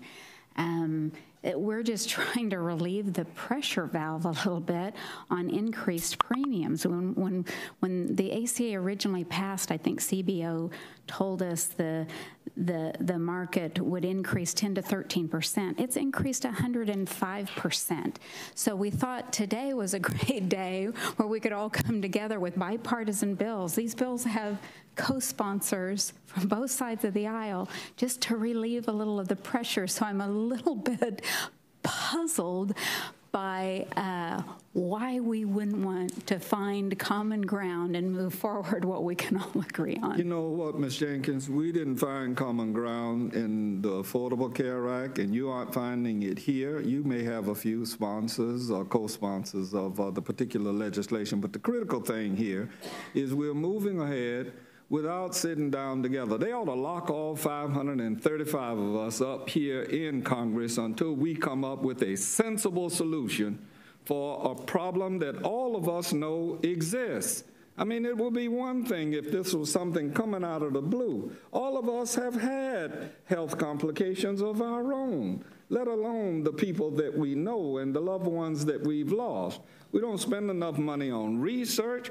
We don't even have, if we're looking 20 years out, we don't have enough nurses. We don't have enough doctors. I could go on and on with what we are not doing. And yet we are gabbing back and forth here about who is responsible. We spent I came here to Congress in 1992 advocating universal health care. I still have that same feeling. And I disagree with Chairman Sessions that this is the greatest health plan in the world. It ain't. I've been to Denmark. I've been to some other countries in the world where everybody has health care and everybody can get by in life. And here we have the greatest country on earth, and we cannot come up with a sensible health care solution. Shame on all of us. I yield back. Back his time. Distinguished gentleman from Georgia. Thank you, Mr. Chairman. I apologize for missing the testimony. I read over it ahead of time. I wanted to thank Ms. Jenkins for being here. I don't know how many more times we're going to get to see her back in front of the Rules Committee before she returns to Kansas, and she has always been a bright spot for me in terms of trying to find some common sense solutions to things. I just wanted to say I'm sorry you're getting knocked for not solving everything here in this one day. I tell you, I'll settle these days for solving anything. And you know, it turns out if we do a little bit every day, we wake up at the end of the year, 365 days later, find out we've really done a lot together. I think it's great that Mr. Levin was able to point out hundreds of thousands of folks who've joined the Medicaid program in Michigan as a result of expanded Medicaid. We didn't expand it in Georgia. We thought it was a program that was on bad financial footing to begin with, and we thought that adding more folks to it was just going to make it worse. But more importantly, we haven't been able to find a way in our Medicaid program in Georgia to provide incentives for patients to be responsible for their care. And all of those families that you mentioned in those HSAs, I don't know how we solve the problems that Mr. Hastings pointed to if you don't involve me as a consumer. I have one of those HSAs, and so when I needed a CT scan, I called around. In fact, I got on the web, I looked it all up. I could have gone to the hospital next door. It was going to cost a lot. I ended up driving about 30 minutes up the road to a place where it was only going to cost a little. I had that option because I could afford the HSA. You're making it a more practical alternative for so many more Americans, working class folks in my district. Employers can participate. I don't think we're doing anything in this legislation to encourage employers to participate more, but I think there's an opportunity to do that there. So I just didn't want it. I didn't want you to come up to the Rules Committee for what might be your last time and think that folks were sorry you couldn't do it all. I have always known you to be a member who did what you could when you could. And candidly, if we had more folks who were trying to hit singles instead of everybody swinging for the fences all the time, we might end up with a better scorecard for the American people at the end of the day. Ms. Paulson, I didn't mean to give you short billing there. It's just I know I'm going to see you again and again and again and again, and I very much appreciate that. I share Mr. Hastings' concern. You all have so much work to do on the Ways and Means Committee. I think about all of the things that the American people are clamoring for. They're all within your jurisdiction. I've been here 8 years. I've not gotten to vote on a bill to save the Social Security system yet. Right? There are only a couple of levers to pull. I haven't gotten to vote on that. I vote for budgets every year that purport to solve the Medicaid crisis for years and years to come.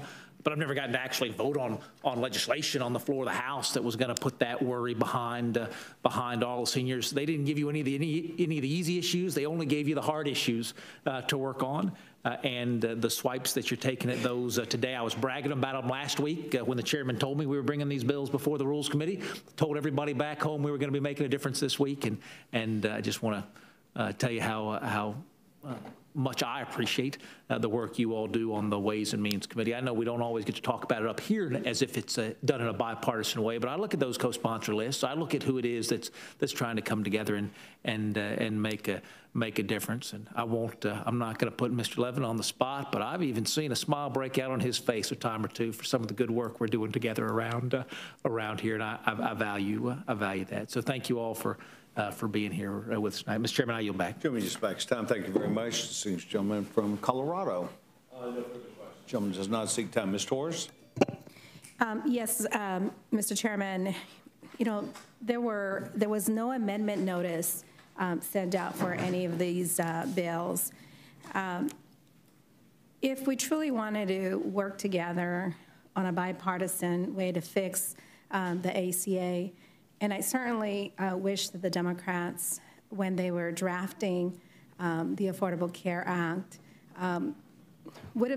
should have stopped playing kumbaya and drafted a bill based on solely Democratic support, because I think too many times we tried to work with Republicans and fail at every single step. And in turn, we Democrats put out a bill that was a work in progress, faithfully thinking that there would be an opportunity to return to Congress and work together and legislate together and come up with a way that could benefit our mutual constituents. But unfortunately, that has not happened. So, Mr. Chairman, since Democrats haven't been allowed to file amendments, you know, it's very difficult to sit here and listen to the debate and think about how are we going to pay for these bills.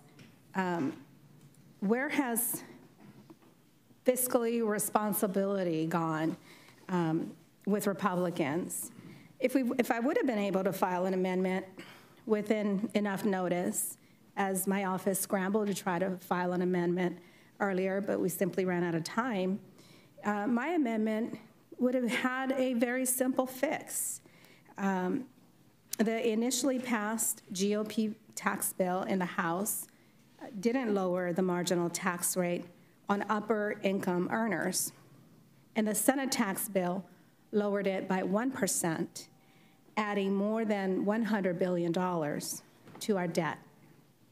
Yet, when the final conference package came to the floor, that $100 billion in debt was doubled to $200 billion, 2%. So how did that happen? Was this a backroom deal? The House didn't have this tax break in their bill, but after meeting with the Senate behind closed doors, a $200 billion tax break appeared out of thin air. There was no discussion. There were no fiscal conservatives saying pay for this at the time, at least not one that we noticed. And if we truly want to find a pay for and an opportunity to work together on providing gym memberships, for people that have an FSA, and I don't see that as a bad thing. I have a medical savings account, and I use that to purchase my contacts every year and to pay for my co-payments. Those are all good things. But you argue, the same thing every single week in every single bill. How are you going to pay for this? But yet, when it comes to proposing bills, you want to exempt yourselves from that. You want to eat your cake at the same time. So I have an estimated fix if I would have been able to file an amendment, and the opportunity to fix that by resetting the upper marginal tax rate to 2017 levels, the same levels that the GOP House voted for prior to going into conference. That would have been an estimated fix, would increase revenues by over $200 billion, roughly, easily covering the cost of the bills that we are considering today. A fiscally conservative Congress should not be adding expenses without finding a pay for, unless you all think you're short-timers, and you're not going to be here to deal with the pay for. And see, I've been in that position too, when I was first elected to the state legislature, and had to take over a position and had to deal with a $15 billion deficit in my state, because for too long, for too many years, the previous representatives just kept on extending credit and kept on extending bonds and kept on passing bills without a pay for. So I had to learn the hard way to live within the means. The bills we are considering tonight will overwhelmingly be beneficial to the same upper earners that you gave a tax break to. And my question is, shouldn't the wealthiest among us be willing to chip in and pay their fair share too? Or should they just continue to be exempt? Are my Republican colleagues serious about tackling the debt problem that we have? Or are we only interested in providing tax breaks for the richest constituents in our nation? Those are my concerns, Mr. Chairman. I'm deeply disappointed that we couldn't come together on issues here that we actually support as Democrats, that we want to see move forward, but we want to see those fixes move forward in a way that we're not going to continue to stress out our future generations with a wall of debt that we don't have a pay for, that we have no way of figuring out how we're going to make ends meet for the future generation. So I yield back my time. Thank you very much. The distinguished gentleman from Alabama. Gentleman does not seek time. The distinguished gentleman from Freedom, Colorado. Gentleman does not seek time. Is there any other member that would seek time with this group that is here, this panel? I want to thank each of you. Please remind you that as you brought anything in writing to the committee, to your presentation today. Our awesome stenographer would appreciate getting a copy. And I want to thank each of you for taking time to bring your ideas and your work, your toolage to the committee today, and thank you very much.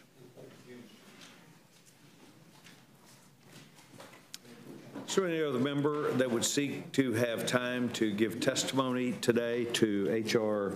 6199, H.R. 6311, H.R. 184? Seeing none, this now closes the hearing portion of today's hearing.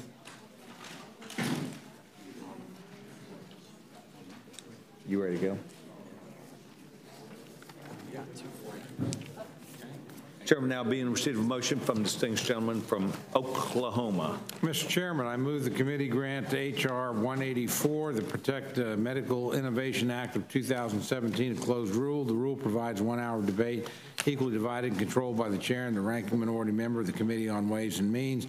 The rule waives all points of order against consideration of the bill. The rule provides that the amendment printed in the Rules Committee report shall be considered as adopted, and the bill as amended shall be considered as read. The rule waives all points of order against provisions of the bill as amended. The rule provides one motion to recommit with or without instructions. Section 2 of the rule provides for consideration of H.R. 6311, the Increasing Access to Lower Premium Plans and Expanding Health Savings Accounts Act of 2008, under a closed rule. The rule provides 1 hour of debate, equally divided and controlled by the chair and ranking minority member of the Committee on Ways and Means. The rule waives all points of order against consideration of the bill. The rule provides an amendment in the nature of a substitute consisting of the text of Rules Committee print 115-83 shall be considered as adopted, and the bill as amended shall be considered as read. Rule waives all points of order against provisions in the bill as amended. Finally, the rule provides one motion to recommit with or without instructions. Thank you very much. You've now heard the motion from the distinguished gentleman. I'm going to take just 1 second, yielded to myself. Rule number 1, H.R. 184, Protect Medical Innovation Act of 2017, H.R. 6311, Increase in Access Lower Premiums Plan, Expanded Health Savings Accounts Act of 2018. And rule number 2, H.R. 6199, Restoring Access to Medication and Modernization Health Savings Act of 2018. These will allow 1 hour debate under each of these by the Ways and Means Committee.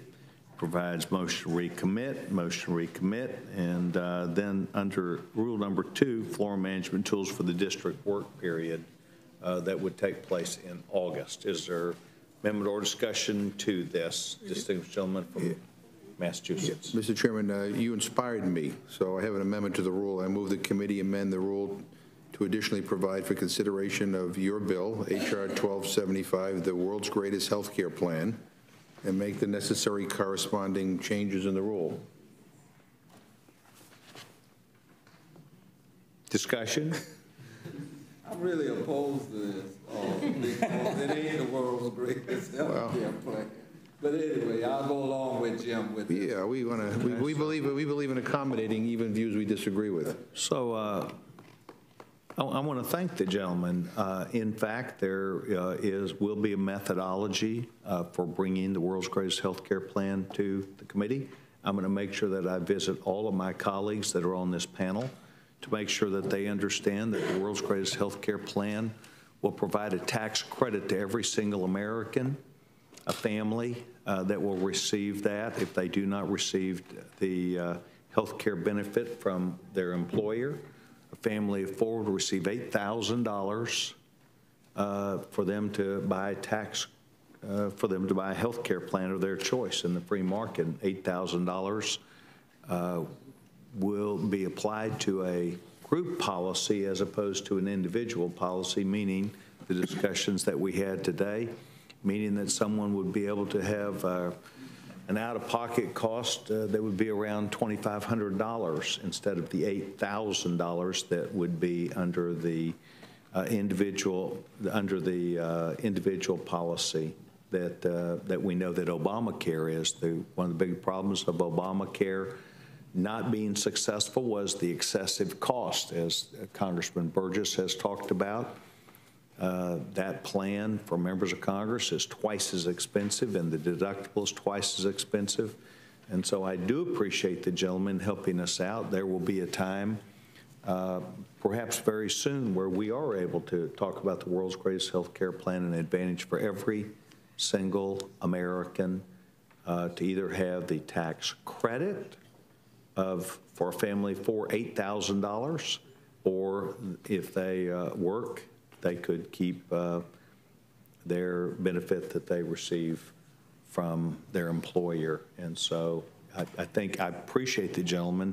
I'm just not sure that we're ready. I've not talked with the whole committee about this, but we will plan to do that. We'll plan to come visit each of you 4-2 so that we can understand the facts of the case about how awesome this world's greatest health care plan is. But I appreciate it. I'll hold my breath. I promise to come see you.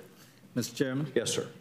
You know, words are easy for all of us around here, and your smooth offering is serendipitous, to say the least. But what matters here is votes. And so we'll see how we vote in this regard on the so-called world's greatest health care plan. Gentleman seek additional time? No. Gentleman does not seek additional time. So I thank the distinguished gentleman. Vote will now be on the McGovern amendment. Those in favor signify by saying aye. Aye. Those opposed, no. No. Those have it. Distinguished gentleman from Florida. Yes, Mr. Chairman. I have an amendment to the rule, and I think it's the next one, isn't it? Yeah, okay. Then I yield. Okay, we now are going to vote on rule number 1. The distinguished gentleman from Oklahoma has brought the motion. Those in favor signify by saying aye. Aye. Those opposed, no. No. Ayes have it. Ayes have it. Roll call. Gentleman, ask for a roll call vote. Clerk will poll the committee. Mr. Cole. Aye. Mr. Cole, aye. Mr. Woodall. Aye. Mr. Woodall, aye. Mr. Burgess. Mr. Burgess, aye. Mr. Collins. Aye. Mr. Collins, aye. Mr. Byrne. Aye. Mr. Byrne, aye. Mr. Newhouse. Aye. Mr. Newhouse, aye. Mr. Buck. Aye. Mr. Buck, aye. Ms. Cheney. Mr. McGovern. No. Mr. McGovern, no. Mr. Hastings. No. Mr. Hastings, no. Mr. Polis. No. Mr. Polis, no. Mrs. Torres. Mrs. Torres, no. Mr. Chairman. Aye. Mr. Chairman, aye. Clerk will report the total. 8 yeas, 4 nays. The motion is agreed to. Accordingly, the distinguished gentleman from Louisville, Texas, Dr. Michael Burgess, will be handling this for Republicans. The gentleman from Florida, Mr. Hastings, will handle it for Judge Democrats. Hastings will be handling this for Democrats. Chairman, now being receive a motion from the distinguished gentleman from Oklahoma. Rule number 2. Mr. Chairman, I move the committee grant H.R. 6199 and Restoring Access to Medication and Modernizing Health Savings Accounts Act of 2018 a closed rule. The rule provides 1 hour of debate equally divided and controlled by the chair and ranking minority member of the Committee on Ways and Means. The rule waives all points of order against consideration of the bill. The rule provides that an amendment in the nature of a substitute consisting of the text of Rules Committee Print 115-82 shall be considered as adopted, and the bill as amended shall be considered as read. Excuse me.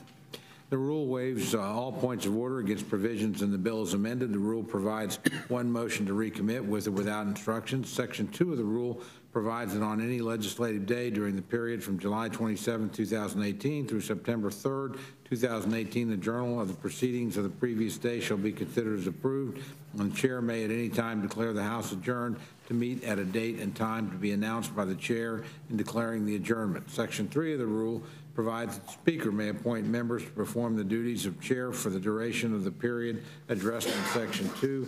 Section 4 of the rule provides that each day during the period addressed by Section 2 of the resolution shall not constitute a calendar day for the purposes of Section 7 of the War Powers Resolution. Section 5 of the rule provides that each day during the period addressed by Section 2 of the resolution shall be not constitute a legislative day for purposes of Clause 7 of Rule 13. Finally, Section 6 of the rule provides that each day during the period addressed by Section 2 of the resolution shall not constitute a calendar day or legislative day for purposes of Clause 7C 1 of Rule 22.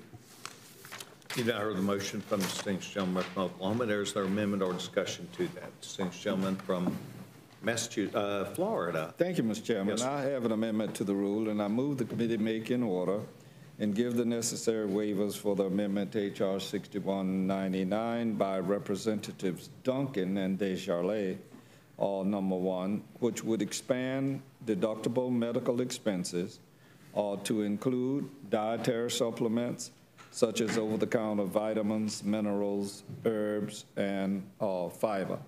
And I would note, Mr. Chairman, with these two rules, we now arrive at 95 closed rules, the most in the history of the United States Congress. I predicted 2 weeks ago that when we come back in September and before we leave, whenever we finish up going toward the midterms, we will reach 100.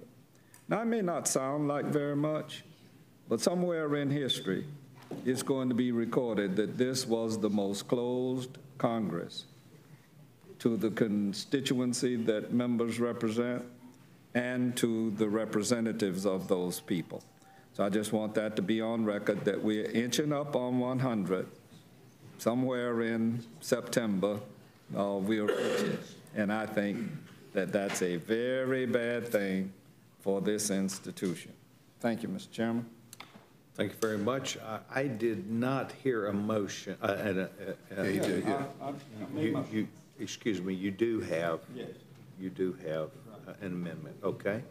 I would like to respond to the gentleman, tell him that this Congress has done more tax bills related to getting our economy moving properly, more tax bills related to fixing our health care problems, more, and this will be 3, by the way. The 3 is the number we're going, 3 bills that would count in these closed rules, not just 2 closed rules, but 3, because there are 3 bills.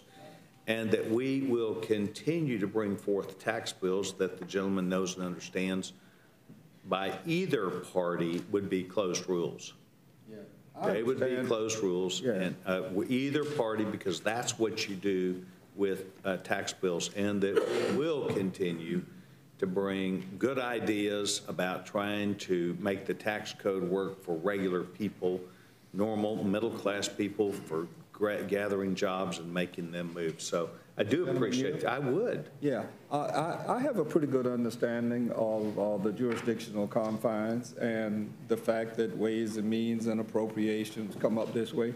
But you know what's wrong with this institution? Doing the same thing the same old way. There are times that need to change, and these are those times. Now, the simple fact of the matter is, I read Mr. Neal's comments into the record. He indicated that they had amendments in our committee, and I see absolutely nothing wrong. I think Ms. Torres was correct when she commented that some members may not have had an opportunity to even offer an amendment, whether it was going to be made in order or not.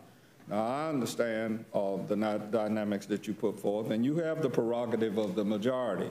But when the deal goes down, you still wind up with 95 closed rules. I don't care which committee of jurisdiction they came from, and the record is going to record it that way, not that you have so many tax bills, many of which went absolutely nowhere, just like these 3 are going. Yes, sir. Well, and just like the Desjardins or Duncan amendment that you bring up, that would be very powerful for a lot of people. The decision was made not to include that, but I appreciate the gentleman bringing it here because I think it is also a good idea. I don't know that it will fit under the bill. So further discussion, seeing none, the vote will now be on the amendment from the distinguished gentleman from Florida, Judge Hastings. Those in favor signify by saying aye. Aye. Those opposed, no. No. Noes have it. Gentlemen, ask for roll call vote. Clerk will poll the committee. Mr. Cole? No. Mr. Cole, no. Mr. Woodall? No. Mr. Woodall, no. Mr. Burgess? Mr. Burgess, no. Mr. Collins? Mr. Collins, no. Mr. Byrne? Mr. Byrne, no. Mr. Newhouse? Mr. Newhouse, no. Mr. Buck? Nope. Mr. Buck, no. Ms. Cheney? Mr. McGovern? Aye. Mr. McGovern, aye. Mr. Hastings? Aye. Mr. Hastings, aye. Mr. Polis? Aye. Mr. Polis, aye. Mrs. Torres? Mrs. Torres, aye. Mr. Chairman? No. Mr. Chairman, no. Clerk will report the total. 4 yeas, 8 nays. The amendment's not agreed to. Further amendment or discussion? Seeing none, the vote will now be on the motion from the distinguished gentleman from Oklahoma. Those in favor signify by saying aye. Aye. Those opposed, no. No. Ayes have it. Ayes have it. Gentlemen, ask for roll call vote. Clerk will poll the committee. Mr. Cole? Aye. Mr. Cole, aye. Mr. Woodall? Aye. Mr. Woodall, aye. Mr. Burgess? Aye. Mr. Burgess, aye. Mr. Collins? Aye. Mr. Collins, aye. Mr. Byrne? Aye. Mr. Byrne, aye. Mr. Newhouse? Aye. Mr. Newhouse, aye. Mr. Buck? Aye. Mr. Buck, aye. Ms. Cheney. Mr. McGovern. No. Mr. McGovern, no. Mr. Hastings. No. Mr. Hastings, no. Mr. Poulos. No. Mr. Poulos, no. Mrs. Torres. Mrs. Torres, no. Mr. Chairman. Aye. Mr. Chairman, aye. Clerk report the total. 8 yeas, 4 nays. The motion is agreed to. According to the distinguished gentleman from Louisville, Texas, Dr. Michael Burgess, will be handling this for Republicans. Mr. Torres from California. Ms. Torres will be handling this for Democrats. Judge, do you want to ask your question? Do we have additional work this week? Yes. At this time, it is possible to have a meeting tomorrow at 3 o'clock if NDA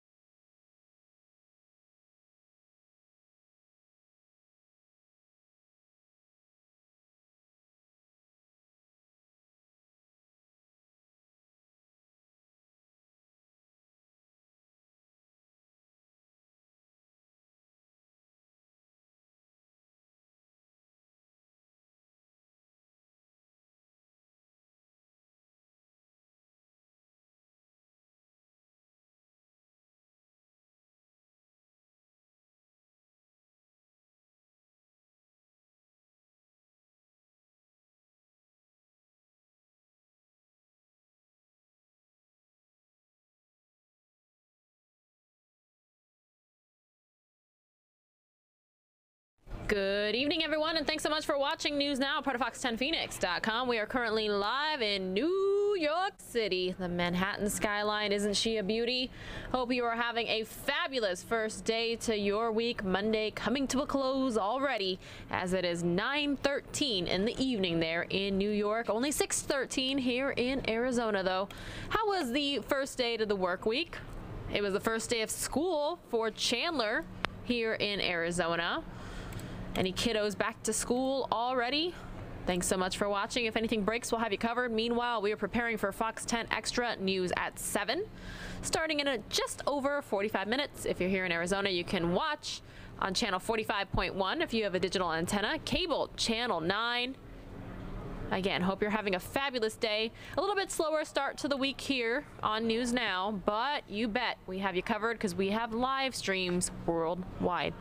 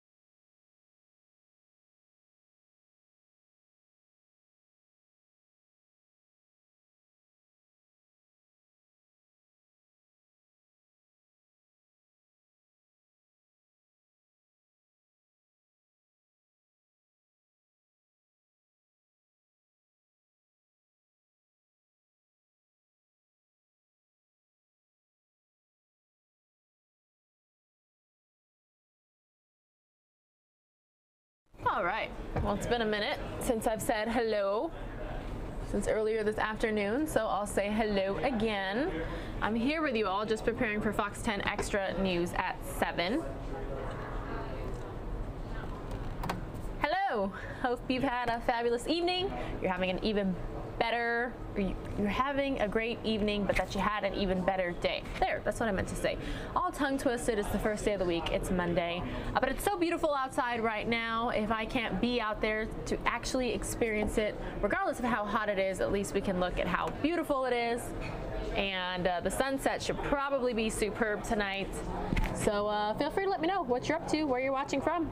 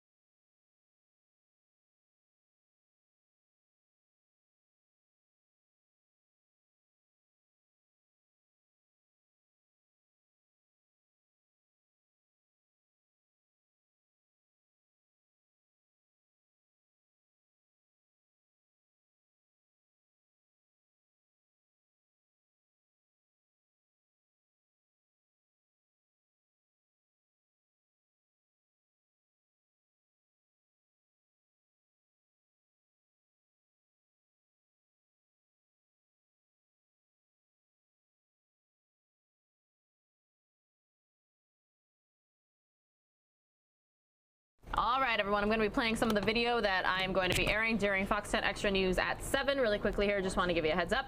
About 46 seconds for each video.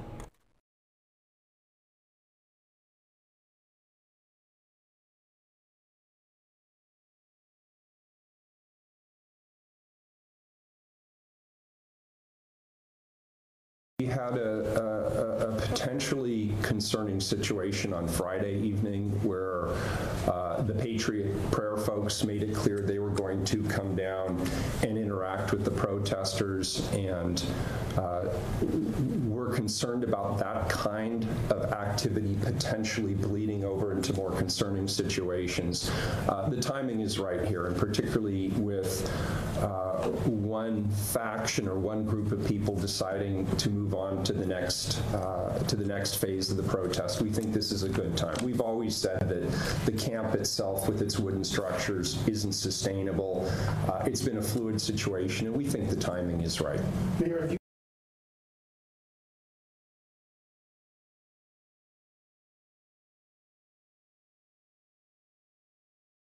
All right, one more time for that video, everybody. Thanks for your patience.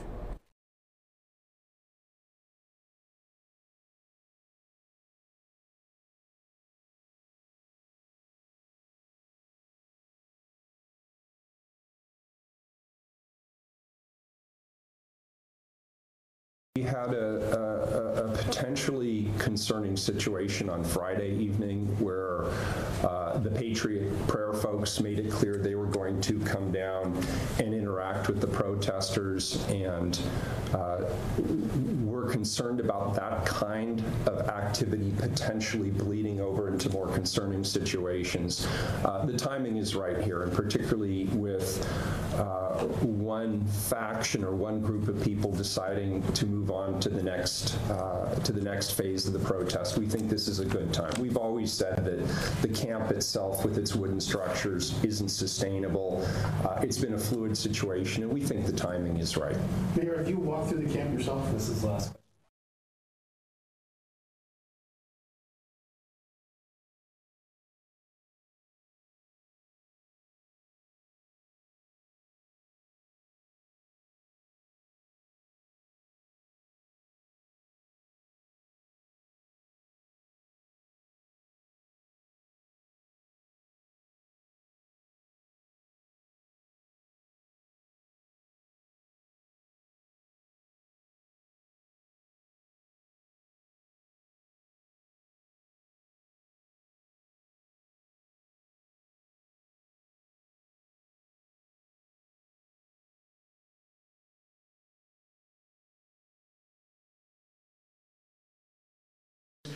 We've added 3.7 million new jobs since the election, including more than 370,000 in manufacturing alone. Remember, during the campaign, they all said, oh, you're never going to add manufacturing jobs.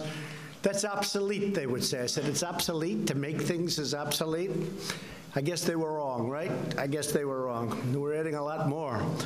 Almost 1 million workers discouraged by the policies of the previous administration and, frankly, other administrations have now returned to the workforce. New unemployment claims are at the lowest level in almost half a century. Think of that. The lowest level unemployment claims. That's a big one. Unemployment rates for Americans, for African Americans and Hispanics,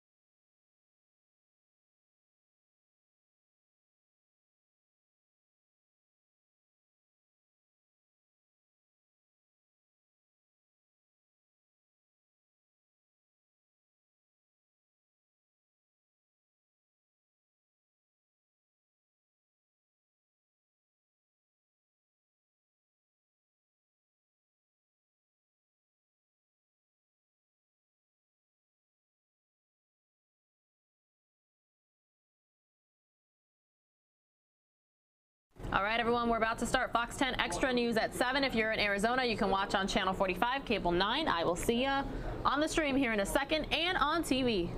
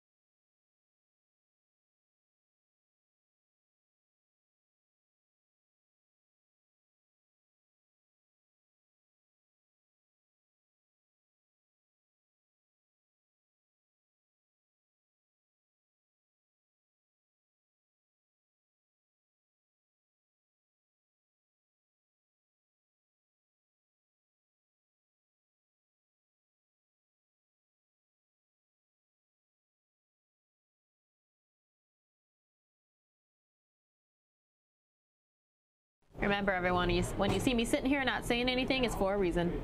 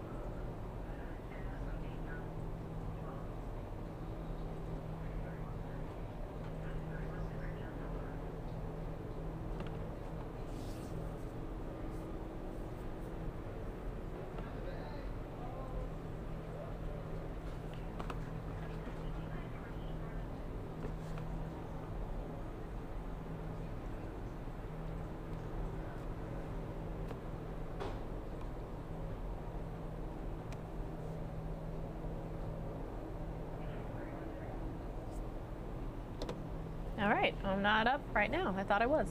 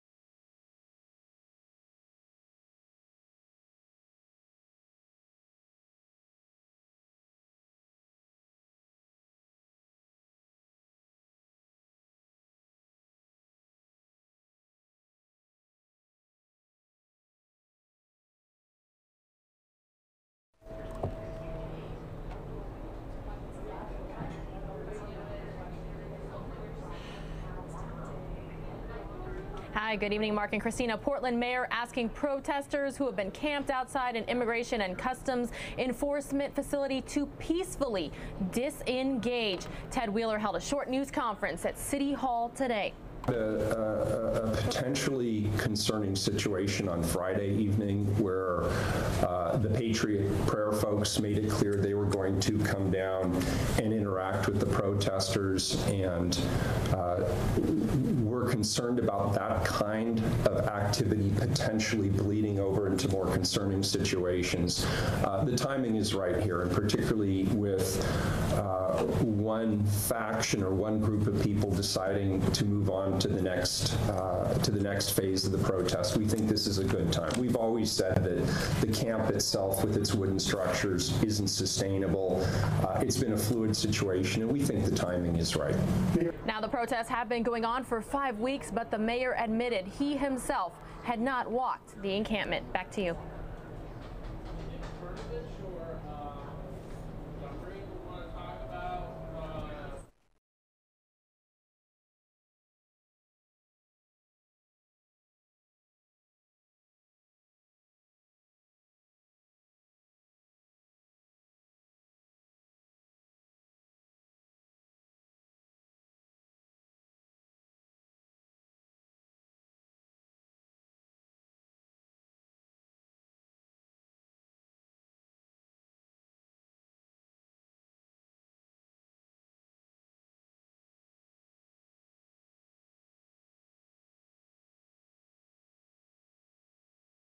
All right, who wants to see how that looked on television? Let's do it.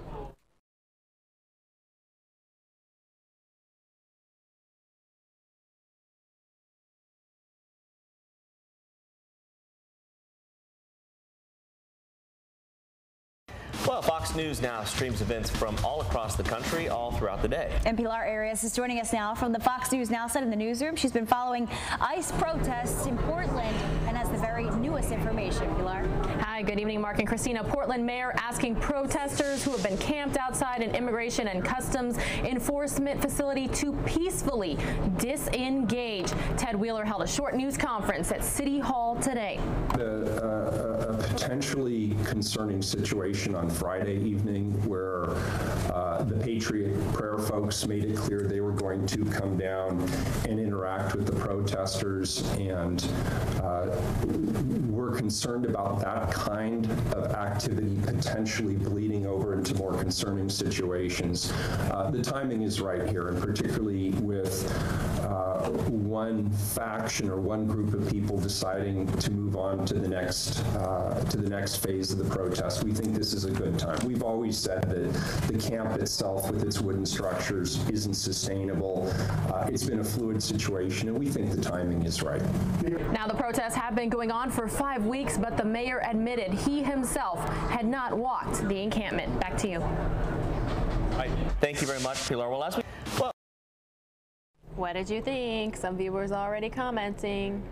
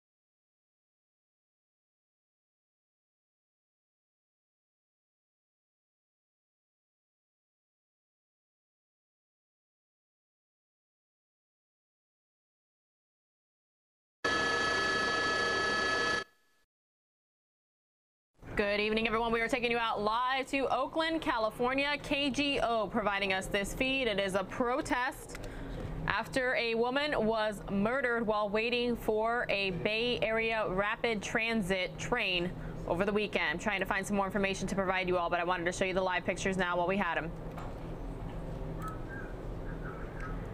Turns out a murder suspect is in custody after a woman was killed in a stabbing at the MacArthur BART station in Oakland. BART police took John Cowell into custody at the Pleasant Hill BART station. BART PD said the man was unprovoked when he pulled out a knife and attacked the young woman. Looks like he attacked more than one woman, I believe two, and one was killed.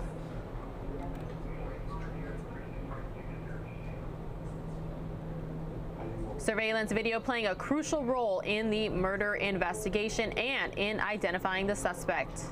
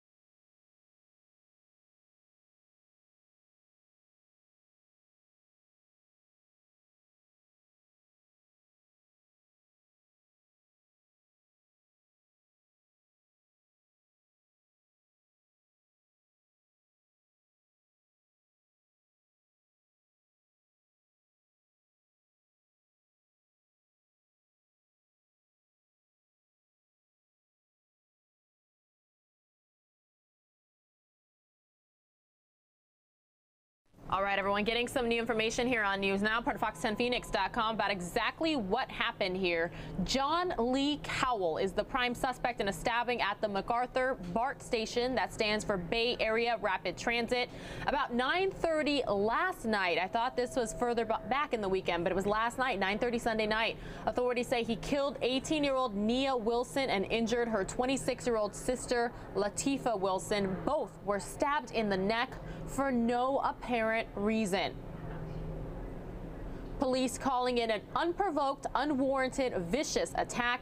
And after the stabbing, police say Cowell took off his clothing in a nearby parking structure. Police say Cowell tossed the knife he allegedly used into a nearby construction site. Cameras capturing the moment BART police officers found it this morning. Investigators still saying they don't know why the attack happened, but that preliminary is there is no racial component, even though the victims are African American and the suspect is white. Again, police saying up to this point they do not have any information that suggests it is race motivated, but they can't discount it at this time. They do not have a motive at this time. And until there is an explanation, relatives of the victims are asking the public for calm. Police say they have a strong case against the suspect, thanks in part to the surveillance video from the station.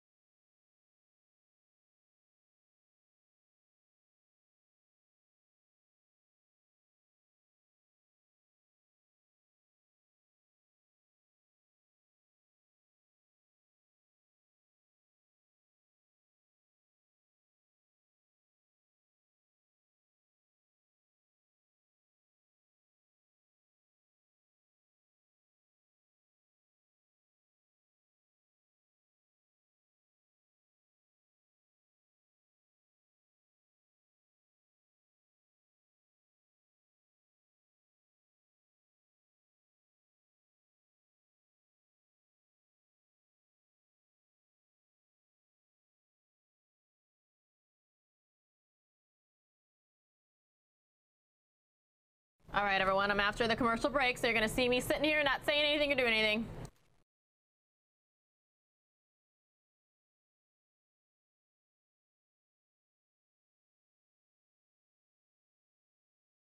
Sean, can you hear me?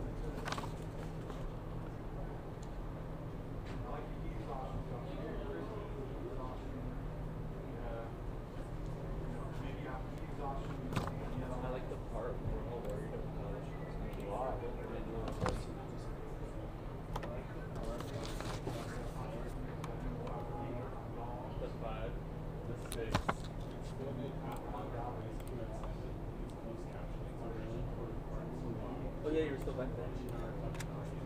That's not true.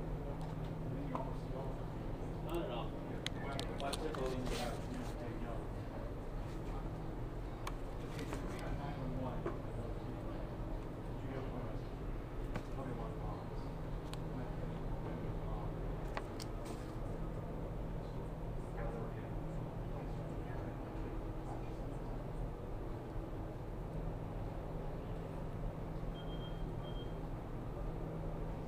Good evening again, you two. I'm going to take you out live right away to the streets of Oakland, California, where protesters are upset after two sisters were viciously attacked at an Oakland Bay Area Rapid Transit or BART station late last night. One died. The surviving sister has been speaking to media about the incident, and police say they have their murder suspect. He's right there on the left-hand side of the screen, John Lee Cowell. The incident happened at the MacArthur BART station. Authorities say Cowell killed 18-year-old Nia Wilson and injured her 26-year-old sister, Latifah Wilson.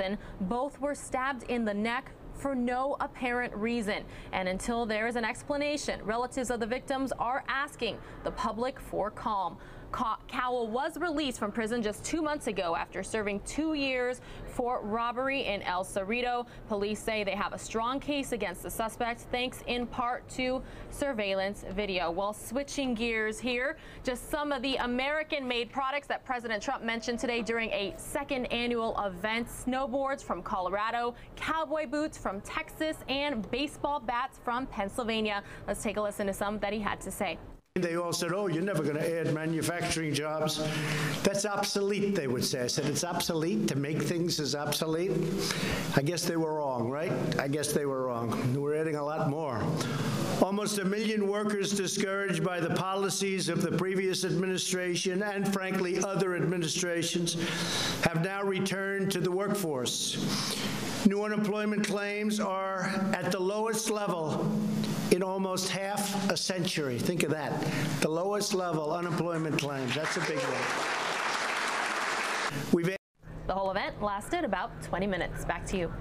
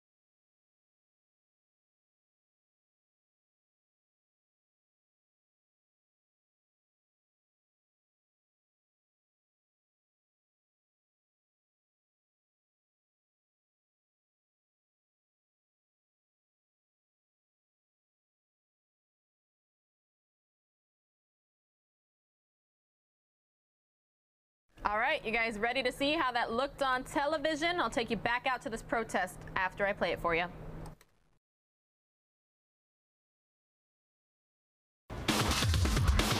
All right, let's head back out now to the Fox News Now set. Pilar Arias has been streaming all day and has been following a protest in Oakland that's happening right now. Pilar?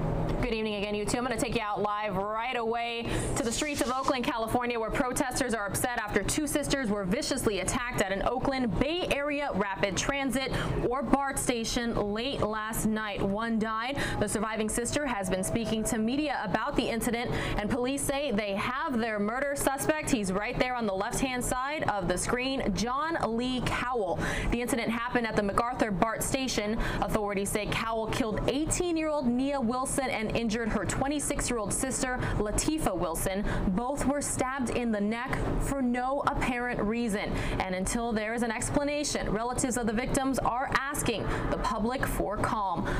Cowell was released from prison just 2 months ago after serving 2 years for robbery in El Cerrito. Police say they have a strong case against the suspect, thanks in part to surveillance video. Well, switching gears here, just some of the American-made products that President Trump mentioned today during a second annual event. Snowboards from Colorado, cowboy boots from Texas, and baseball bats from Pennsylvania. Let's take a listen to some that he had to say. They all said, oh, you're never going to add manufacturing jobs. That's obsolete, they would say. I said, it's obsolete to make things as obsolete? I guess they were wrong, right? I guess they were wrong. We're adding a lot more. Almost 1 million workers discouraged by the policies of the previous administration and, frankly, other administrations have now returned to the workforce. New unemployment claims are at the lowest level in almost half a century. Think of that. The lowest level unemployment claims. That's a big one. The whole event lasted about 20 minutes. Back to you. An official start.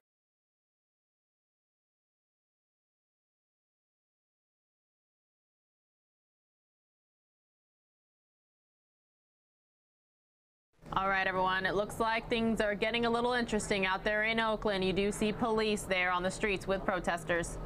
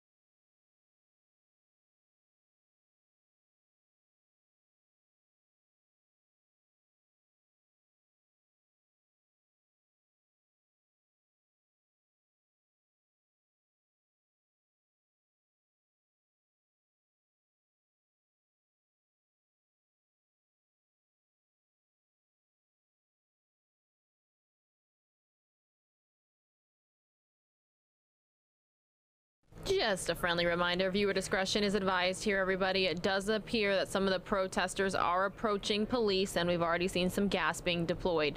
So, friendly reminder, there's no audio here, but we're going to continue to watch for a couple minutes. Meanwhile, Pilar Arias signing off for this Monday edition of Fox News Now. We are a part of fox10phoenix.com. Thank you to each and every one of you who tuned in today. Ooh, we just saw a flashbang there, I believe, everybody. Friendly reminder, again, viewer discretion is advised. Me, Mike, the rest of the Fox 10 Phoenix crew will see you tomorrow. Again, everybody, sorry for those technical difficulties we had with the audio video sync today. We were off air for a little bit, but we think we got things situated now, and hopefully everything will be back to normal tomorrow. We'll see you then.